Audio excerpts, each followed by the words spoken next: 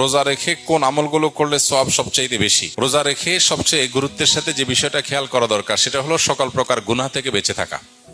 সকল প্রকার গুনাহ থেকে বেঁচে থাকা। আমি রোজা আছি, আমি গীবত করব না। আমি রোজা আছি, ঝগড়া করব না। আমি রোজা আছি, গালমন্দ করব না। আমি রোজা আছি, মিথ্যা কথা বলবো না।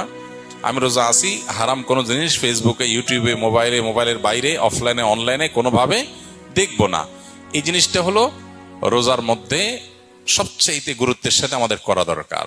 আমরা বেশিরভাগ মানুষ নফল আমল করি, ফরজের খবর নাই। আমরা কোরআন তেলাওয়াত করি, আমরা ওয়াজ শুনি, আমরা জিকির আজকার করি, কিন্তু আমি মোবাইলে হারাম জিনিস দেখি, ভিডিও দেখি, মিউজিক শুনি, ইচ্ছায় অনিচ্ছায় আমার জ্ঞাতসারে অজ্ঞাতসারে গুনাহ করি। তাহলে আমার রোজার পুরো ফজিলতটা নষ্ট হয়ে যায়। জন্য নবী সাল্লাল্লাহু আলাইহি ওয়াসাল্লাম বলেছেন, রব্বা সাইমিন লাইসা লাহু মিন সিয়ামিহি ইল্লাল জু'। বহু রোজাদার আছে, রোজা থেকে উপোস থাকা ছাড়া তার কোনো উপকার হয় না। সেজন্য এই জিনিসটা খেয়াল করা দরকার।